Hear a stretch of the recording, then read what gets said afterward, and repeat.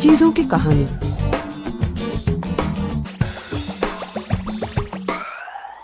क्या तुम्हारे पास ऐसी कोई चीज है? मुझे अपनी चीज से बहुत लगाव है। सच में मुझे अपनी सभी चीजों से लगाव है।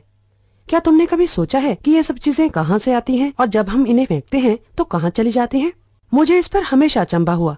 किताबों के अनुसार सभी चीजें इन स्टेजों से गुजरती हैं। कच्चे माल से सामान बनाने से, सामान ढोने से, सामान के इस्तेमाल से, सामान फेंकने तक, इस पूरे चक्र को मिलाकर कहते हैं सामान का अर्थशास्त्र। मैंने इसके बारे में ध्यान से खोजबीन की। असल में मैंने पूरे संसार में 10 साल तक यात्रा की, ये पता लगाने के लिए कि हमारी ये चीजें कहाँ से आती हैं और कहाँ चली जाती हैं। जानते हो क्या पता लगा? बहुत सी बातों का लोगों को पता ही नहीं। ऊपर से पूरा सिस्टम ठीक लगता है, कोई समस्या नहीं, पर सच है कि पूरा सिस्टम मुश्किल में है।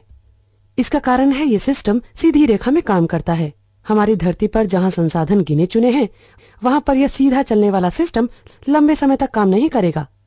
ये सिस्टम हर कदम पर असली दुनिया से जुड़ा है, असली दुनिया से उसका लेना देना है। ये विभिन्न समाजों, उनके कल्चर, अर्थव्यवस्था और वातावरण से जुड़ा है। पूरे रास्ते में इस सिस्टम पर मुश्किलें भी हैं, पर ये हमें दिखाई नहीं देती क्योंकि चित्र अधूरा है। तो आइए वापस चलते हैं, कुल खाली स्थान भरते हैं और ये पता लगाते हैं कि क्या गायब है। हाँ, एक सबसे महत्वपूर्ण चीज जो दिखाई नहीं दे रही वो है लोग। हाँ, लोग जो रहते हैं और इस सिस्टम के साथ काम करते हैं। इस सिस्टम में कुछ लोगों की दूसरे लोगों के मुकाबले ज्यादा चलती है। वे कौन हैं? चलिए सरकार से शुरू करें। मेरे कुछ दोस्त कहते हैं कि सरकार दिखाने के लिए टैंक का चित्र बनाना चाहिए। कई देशों के लिए ठीक भी है। वैसे भी हमारे देश में टैक्सों से हुई आमदनी का आधे से अधिक भाग मिलिट्री पर खर्च होता है। पर मैं सरकार दिखाने के लिए एक आम आदमी का चित्र बना रही हूँ, क्योंकि मेरा मानना है कि सरकारें जनता के लिए, जनता की और जनता द्वारा चलाई जानी चाहिए। ये सरकार का काम है कि वह हमारे अधिकारों की रक्षा करे और हमारा ध्यान रखे। ये उनका काम है। ये हैं बड़ी कंपनियां। ये कंपनियां सरकार से बड़ी क्यों लगती हैं? क्योंकि असल में ये सरकार से बड़ी हैं। संसार की सबसे बड़ी पहली 100 अर्थव्यवस्थाओं में 51 अर्थव्यवस्थाएं प्राइवेट कंपनियों की हैं। जैसे जैसे यह कंपनियां ताकत में बढ़ती हैं, सरकार के रवैये में भी एक बदलाव आता है। सरकार की कोशिश रहती है कि नागरिकों की जगह इन कंपनियों के काम में कोई अड़चन न आए। तो देखें कि पूरी तस्वीर के और कौन से हिस्से गायब हैं। कच्चे माल को निकालना। हम कच्चे माल के प्रोडक्शन से शुरू करते हैं, जो कि प्राकृतिक संपदा को इस्तेमाल करने का एक नाम है। इसमें हम पेड़ों को काटते हैं, पहाड़ों को खोदकर अंदर से धातुएं निकालते हैं, साफ पानी का इस्तेमाल करते हैं और जानवरों को खत्म कर देते हैं। यहाँ पर हमारी पहली सीमा आ रही है। हमारे ये सभी संसाधन खत्म हो रहे हैं। हम इन सबका बहुत ज्यादा इस्तेमाल कर रहे हैं। ये सब सुनने में अजीब सा लगता है, पर यह सच है और हमें इसका सामना करना पड़ेगा। पिछले 3 दशकों में हमने पृथ्वी के 1/3 प्राकृतिक संसाधनों को खर्च कर लिया है। हम इतनी तेजी से पेड़ काट रहे हैं, खोद रहे हैं और कूड़ा फेंक रहे हैं कि पृथ्वी की उस पर रहने वालों को संसाधन दे पाने की शक्ति खत्म होती जा रही है। अमेरिका में जहां मैं रहती हूँ, केवल 4% जंगल ही बचे हैं। हमारे पानी के 40% संसाधनों का पानी पीने लायक नहीं है। हमारी समस्या ये है कि हम अपने हिस्से से कहीं बहुत अधिक प्राकृतिक संसाधन खर्च कर रहे हैं। अगर पृथ्वी के सभी देश अमेरिका की गति पर प्राकृतिक संसाधन खर्च करें तो हमें 3 से 5 तक पृथ्वी जैसे ग्रह चाहिए होंगे, पर हमारे पास तो केवल एक ही पृथ्वी है। मेरे देश अमेरिका ने इसका इलाज निकाला है कि जाकर किसी और के संसाधनों का हिस्सा ले लें, यानी विकासशील देशों का। कुछ कहेंगे कि यह दूसरे देशों के संसाधनों पर अधिकार जमाने का एक घुमाव फिराव वाला तरीका है। यही बात कूड़ा पैदा करने पर भी लागू होती है। सारे संसार के 75% जल स्रोतों से उनकी मछली पैदा करने की क्षमता से अधिक मछलियां पकड़ी जा रही हैं। पृथ्वी के 80% प्राकृतिक जंगल काटे जा चुके हैं। अमेज़न नदी इलाके में 1 मिनट में 2000 पेड़ काटे जा रहे हैं, यानी हर मिनट 7 फुटबॉल के मैदानों जितना क्षेत्र पेड़ रहित किया जा रहा है। उन लोगों का क्या जो यहाँ रहते हैं? कुछ लोगों के अनुसार यहाँ पर रहने वाले लोगों का यहाँ प्राकृतिक संसाधनों पर कोई अधिकार नहीं। यहाँ के रहने वाले लोगों की खरीदने की क्षमता कम है और इस सिस्टम में अगर आप बहुत सी वस्तुएं नहीं खरीदते तो आपकी कोई कीमत नहीं। तो अब कच्चा माल प्रोडक्शन के लिए जाता है। वहां पर हम प्राकृतिक संसाधनों में ऊर्जा का प्रयोग कर जानलेवा केमिकल मिलाते हैं और ऐसा सामान बनकर बाहर निकलता है जिसमें ये रसायन होते हैं। आजकल मनुष्य द्वारा बनाए गए 1 लाख से ज्यादा केमिकल काम में लाए जा रहे हैं। इनमें से कुछ ही को मनुष्य पर असर के लिए टेस्ट किया गया है। इनका सेहत पर असर क्या होगा? ये केमिकल कितने हानिकारक हैं, इसके लिए कोई टेस्ट नहीं हुआ है। तो हमारे स्वास्थ्य और वातावरण में ये केमिकल क्या प्रभाव डालते हैं, इसका हमें पता ही नहीं। पर एक बात हम जानते हैं, जहरीले केमिकल अंदर और जहरीले केमिकल बाहर।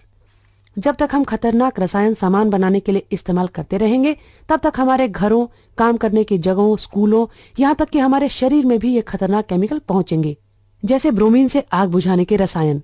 ये रसायन वस्तुओं को जलने नहीं देते, पर ऐसे रसायन नाड़ी तंत्र यानी दिमाग पर बुरा असर डालते हैं। हम ऐसे रसायन क्यों इस्तेमाल करते हैं? पर फिर भी हम ऐसे रसायनों को कंप्यूटरों, घर के सामानों, सोफों, गद्दों, यहाँ तक कि तकियों में भी इस्तेमाल करते हैं। पहले हम तकियों को ऐसे रसायन में डुबोते हैं, फिर उन्हें घर लाकर 8 घंटे उस पर सर रखकर सोते हैं। मुझे लगता है कि शायद अपने सिरों को आग से बचाने के और बेहतर तरीके हम सोच सकते हैं। चलिए आगे चलें। क्या आप जानते हैं कि खाने की वस्तुओं में सबसे अधिक खतरनाक रसायन किसमें है? मां के दूध में। इसका मतलब हम एक ऐसी सीमा पर पहुंच गए हैं जहां हमारे समाज के सबसे छोटे सदस्य हमारे बच्चों को अपनी मां का दूध पीने से खतरनाक रसायनों की खुराक भी मिल जाती है। कितनी अजीब बात है। मां का दूध पिला पाना ऐसा काम है जो पवित्र है और इसे सुरक्षित होना चाहिए। बच्चों के लिए मां का दूध जीवनदायी है और माओं को यह करते रहना चाहिए, पर हमें इसकी रक्षा करनी है। सरकार को इसकी रक्षा करनी है। मैं सोचती थी कि सरकार हमारा ध्यान रखती है। इस सब खतरनाक रसायनों का सबसे ज्यादा असर तो फैक्ट्री में काम करने वालों पर होता है। उसमें बहुत सारी नवयुवतियां होती हैं। वे ऐसे जानलेवा रसायनों के वातावरण में काम करती हैं जो कैंसर पैदा करते हैं और मातृत्व की क्षमता को खत्म कर देते हैं। मैं पूछती हूँ कि कौन सी मजबूरी है कि नवयुवतियों को ऐसे वातावरण में काम करना पड़ता है? वे कोई और काम क्यों नहीं कर सकती? यही तो इस सिस्टम की खास बात है। स्थानीय काम धंधों और वातावरण के उजड़ने से ऐसे मजबूर लोगों की कमी नहीं रहती जिनके पास कुछ और करने को है ही नहीं।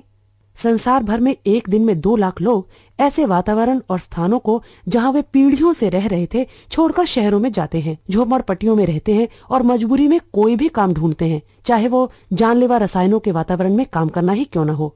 तो इस सिस्टम में केवल प्राकृतिक संसाधन ही बर्बाद नहीं होते, पूरी के पूरी जनजातियां और लोग भी बर्बाद होते हैं। अगर जहरीले रसायन डालोगे तो वैसा ही सामान निकलेगा। फैक्ट्रियों से सामान निकलने के अलावा प्रदूषण भी होता है, बहुत सारा प्रदूषण। अमेरिका में उद्योग और फैक्ट्रियां 4 खरब पाउंड जानलेवा रसायन बाहर फेंकते हैं। असली संख्या तो इससे बहुत अधिक होगी। तो यहां भी एक सीमा है, क्योंकि कोई भी 4 खरब पाउंड जानलेवा रसायनों के वातावरण में सांस लेना नहीं चाहता। तो वो क्या करते हैं? प्रदूषण फैलाने वाली फैक्ट्रियों को दूसरे देशों में भेज दो, उनके वातावरण और जमीन को प्रदूषित करो। पर प्रदूषित वायु तेज हवाओं द्वारा हम तक वापस आ रही है। क्या होता है जब हम कच्चे माल से वस्तुएं बना लेते हैं? यहाँ से वस्तुएं बांटने या बिक्री के लिए जाती हैं। इसका मतलब है जानलेवा रसायनों से भरी इन वस्तुओं को जल्दी से जल्दी बेच पाना। यहाँ एक ही उद्देश्य है, वस्तुओं की कीमत कम रखना ताकि लोग खरीदते रहें और सामान का भंडार कम होता रहे। कीमतों को कम कैसे रखा जाता है? बेचने वाली दुकानों में काम करने वालों को कम तनख्वाह देकर और उनको मिलने वाले और लाभों को कम करके। यह है कीमत के कुछ हिस्से को दूसरों पर डालना, यानी किसी वस्तु की कीमत में उसको बनाने की सही कीमत नहीं है। इसका अर्थ है कि जो वस्तु हम खरीद रहे हैं हम उसकी असली कीमत नहीं चुका रहे। मैं इस सब के बारे में सोच रही थी जब मैं काम पर जा रही थी। मुझे खबरें सुननी थी तो मैं रेडियो की एक छोटी सी दुकान में रेडियो खरीदने के लिए घुसी। खरीदने के लिए खड़ी हुई मैं सोच रही थी कि इस रेडियो को बनाने और मुझ तक पहुंचाने की कीमत $4.99 कैसे हो सकती है। इसके निर्माण के लिए शायद दक्षिणी अफ्रीका में धातु निकाली गई, इराक में पेट्रोल निकाला गया, चीन में प्लास्टिक का हिस्सा बना और शायद मेक्सिको में 15 साल के एक बच्चे ने एक फैक्ट्री में ये रेडियो बनाया। $4.99 तो दुकान में इस रेडियो को रखने की जगह के किराए से भी कम लागत है। और उस कीमत का क्या जो बेचने वाले लोगों की तनख्वाह या सामान के ट्रांसपोर्ट पर खर्च हुई होगी। तब मुझे महसूस हुआ कि मैंने रेडियो की असली कीमत दी ही नहीं। तो फिर ये कीमत किसने दी? कुछ लोगों ने अपने प्राकृतिक संसाधन खोकर अपनी साफ हवा को प्रदूषित करके बढ़ती हुई कैंसर जैसी बीमारियों से ये कीमत दी। कॉन्गो के बच्चों ने अपने भविष्य का बलिदान करके यह कीमत दी। कॉन्गो के 30% से ज्यादा बच्चे स्कूल छोड़कर कोलतान धातु को खोदने में लग जाते हैं। इसको हम अपने इलेक्ट्रॉनिक्स के फेंके जा सकने वाले साजो सामान में इस्तेमाल करते हैं। तो इन सब लोगों ने अपने स्वास्थ्य के खर्च की कुर्बानी देकर ये कीमत दी ताकि मुझे ये रेडियो $4.99 का मिल सके। इन दी हुई कीमतों का कहीं कोई लेखा जोखा नहीं। कंपनी वाले प्रोडक्शन कीमत को दूसरों पर डाल देते हैं। वस्तुओं का इस्तेमाल, यह है चीजों को इस्तेमाल में लाने का सुनहरा तीर। यह तीर ही तो पूरे सिस्टम का दिल है, वो इंजन जो इस पूरे गड़बड़ सिस्टम को चलाता है। इस तीर को कोई नुकसान न पहुंचे, इस काम में दोनों सरकार और बड़ी कंपनियां लगी हैं। इसीलिए तो 9/11 की दुर्घटना के बाद जब सारा अमेरिका स्तब्ध था, राष्ट्रपति बुश बहुत सारी बातें करने को कह सकते थे, जैसे मातम मनाने को, प्रार्थना करने को, आशा करने को, पर उन्होंने कहा खरीदो। उन्होंने और अधिक खरीदने का नारा दिया। हम खरीदारों का देश बन गए हैं। हमारी पहली पहचान है कि हम एक खरीदार हैं, न कि हम माताएं, अध्यापक या किसान हैं। यही एक तरीका है जिससे हमारी कीमत आंकी जाती है। यह इस बात से भी आंकी जाती है कि हम इस सुनहरे तीर को कितना दे पाते हैं और हम कितनी वस्तुएं खरीदते हैं और इस्तेमाल कर पाते हैं। हम खरीदते हैं और ज्यादा खरीदते हैं और वस्तुएं इधर से उधर आती जाती रहती हैं। अंदाजा लगाएं कि बनी हुई वस्तुओं में से कितने प्रतिशत वस्तुएं इस्तेमाल के 6 महीने के बाद भी उपयोग में रहती हैं। 50% नहीं, सिर्फ 1%। इसका मतलब है उस सब सामान का 99% जो हम खोदते हैं, बनाते हैं और ट्रांसपोर्ट करते हैं, उस 99% को हम कूड़ा मानकर फेंक देते हैं 6 महीने के अंदर ही। यदि इस गति से हम वस्तुओं को कूड़ा मानकर फेंकेंगे तो इस पृथ्वी पर रहेंगे कैसे? हमेशा से ऐसा नहीं था। आज एक अमेरिकन 50 साल पहले से दुगना सामान इस्तेमाल कर रहा है। अपनी दादी या नानी से पूछो। चीजों की बचत और चीजों को दोबारा इस्तेमाल कर पाना एक अच्छी आदत मानी जाती थी।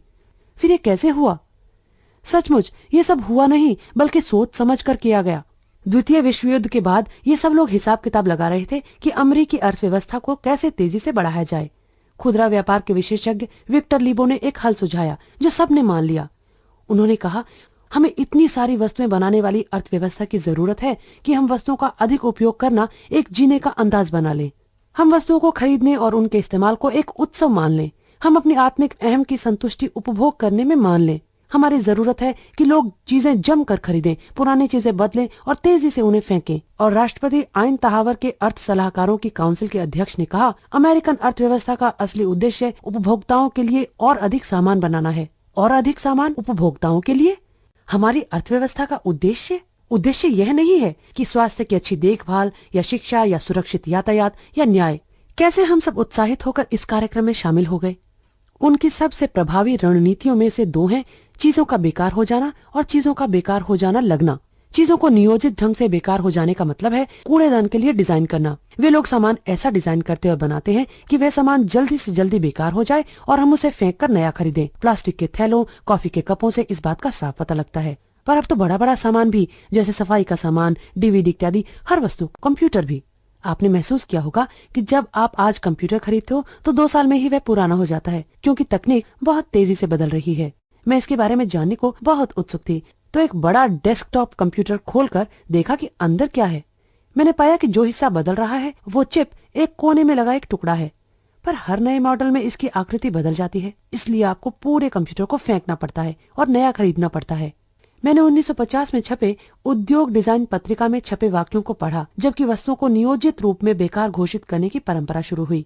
डिजाइनरों ने इनके बारे में खुलकर बात की। उन्होंने इस बात पर चर्चा की कि वस्तुएं जल्दी से जल्दी टूटे, पर उपभोक्ता का उन वस्तुओं पर विश्वास बना रहे ताकि वह जाकर और खरीदे। यह सब जानबूझकर किया गया था, पर वस्तुएं इतनी जल्दी नहीं टूट सकती कि इस तीर को जिंदा रख सकें। तो शुरू हुआ उपभोक्ता की नजर में वस्तुओं का बेकार होने का सिलसिला। इसी कारण तो हम अक्सर ऐसा सामान फेंक देते हैं जो काम कर रहा होता है। ये किया जाता है वस्तुओं का दिखने वाला स्वरूप बदलकर। अगर आपने कोई सामान 2 साल पहले खरीदा था तो सामान को देखकर हर व्यक्ति जान लेगा कि वह पुराना है। बार बार ये शर्मिंदगी का कारण बन सकता है। और हमारी कीमत तो इसी बात पर निर्भर करती है ना, कि हम उपभोक्तावाद के इस तीर को कितना दे पा रहे हैं। मेरी मेज पर वही मोटा सा सफेद कंप्यूटर मॉनिटर है जो मैंने 5 साल पहले लिया था।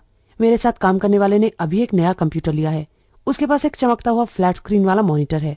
यह उसके कंप्यूटर, फोन और यहाँ तक कि पेन स्टैंड से भी मैच करता है। ऐसा लगता है मेरी मेज पर धुलाई मशीन रखी है। फैशन इसका एक बड़ा उदाहरण है। क्या आपने कभी आश्चर्य किया है कि क्यों साल दर साल में औरतों के जूती की एड़ी मोटी से पतली और फिर पतली से मोटी होती जाती है?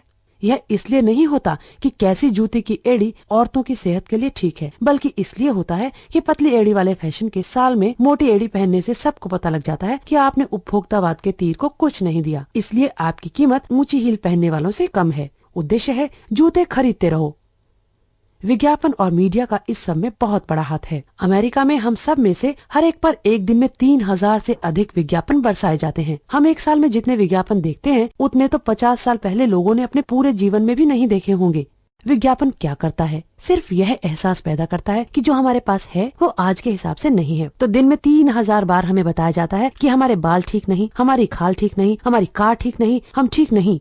पर ये सब कुछ ठीक हो सकता है अगर हम खरीदने पर उतारू हो जाएं। मीडिया भी इस सब को छुपाने में मदद करता है। इस वस्तु के अर्थशास्त्र का जो हिस्सा दिखाई देता है वह है खरीदारी। कच्चे माल का निकालना, वस्तु का प्रोडक्शन और वितरण हमारी दृष्टि से परे होता है। इसलिए अमेरिका में पहले से बहुत ज्यादा वस्तुएं हैं, पर हमारा राष्ट्रीय खुशी का इंडेक्स सबसे ऊपर था लगभग उस समय जब यह उपभोक्तावादी पागलपन की शुरुआत हुई। है ना मजेदार बात? मुझे इसका कारण पता है। हमारे पास वस्तुओं की तो बहुतायत है, पर हमारे पास ऐसी बातों के लिए समय की कमी है जो हमें सच्ची खुशी देती हैं, जैसे परिवार, दोस्त, खाली समय। हम पहले से ज्यादा मेहनत कर रहे हैं। कुछ विशेषज्ञों का कहना है कि हमारे पास उतना भी समय नहीं है जितना सामंतवादी व्यवस्था में काम कर रहे लोगों के पास था। क्या आप जानते हैं कि हम अपने बचे कुचे खाली समय में कौन से 2 बड़े काम करते हैं? टीवी देखते हैं और खरीदारी करते हैं। अमेरिका में यूरोप के मुकाबले खरीदारी पर हम 3 से 4 गुना ज्यादा समय खर्च करते हैं। फिर हम काम पर जाते हैं, घर आते हैं तो बुरी तरह थके होते हैं, इसलिए अपने नए सफेद सोफे पर पड़ जाते हैं और टीवी देखते हैं। टीवी पर विज्ञापन हमें बताते हैं कि हम ठीक नहीं हैं। अच्छा महसूस करने के लिए हम खरीदारी करते हैं, फिर खरीदे हुए सामान की कीमत देने के लिए और ज्यादा मेहनत करते हैं। हम इस पागल कर देने वाले काम टीवी खरीदारी के चक्र में ऐसे फंस जाते हैं कि रुक नहीं पाते। चीजों का कब्रिस्तान। अंत में उन सब वस्तुओं का क्या होता है जिन्हें हम खरीद लेते हैं? उपभोग की इस दर पर यह हमारे घरों में नहीं समा सकता। हालांकि साधारण अमेरिकी घर का आकार 1970 से लेकर आज तक दुगना हो गया है। सामान कूड़े के रूप में बाहर जाता है और अब शुरू होता है वस्तुओं का फेंकना। सामान के अर्थशास्त्र के इस हिस्से को हम सब जानते हैं क्योंकि हमें ही तो कूड़े को बाहर ले जाना पड़ता है। अमेरिका में रहने वाला हम में से हर एक दिन में 2 किलो कूड़ा पैदा करता है। यह 30 साल पहले की संख्या से दुगना है। यह सब कूड़ा यानी कि वो सामान जो हमने खरीदा था या तो एक बड़े से गड्ढे में दफना दिया जाता है या फिर जलाकर गड्ढे में डाला जाता है। दोनों ही तरह से पृथ्वी, वायु और जल का प्रदूषण होता है और उसका असर मौसम पर भी पड़ता है। इस मायने में जलाकर राख करना तो बहुत बुरा है। प्रोडक्शन स्टेज पर उन जहरीले रसायनों को याद कीजिए। जलाने से ये सभी खतरनाक रसायन हवा में मिल जाते हैं। असल में ये हवा में मिलकर और भी खतरनाक हो जाते हैं, डायक्सिन की तरह। और बेकार वस्तुओं को जलाने के यंत्र डायक्सिन का सबसे बड़ा सोर्स है। इसका मतलब है कि यदि हम बेकार वस्तुएं या कूड़ा जलाना छोड़ दें तो हम सबसे खतरनाक जहरीले रसायन के स्रोत को बंद कर सकते हैं। हम इसे आज ही रोक सकते हैं। अब कई कंपनियां अमेरिका में कूड़े को जमीन में दबाने और जलाने का काम नहीं करना चाहती, तो वो ये सब काम भी दूसरे देशों को भेज देते हैं। और बेकार वस्तुओं को दोबारा इस्तेमाल करने की बात, हाँ, वस्तुओं का दोबारा इस्तेमाल या रिसाइकलिंग मदद करता है।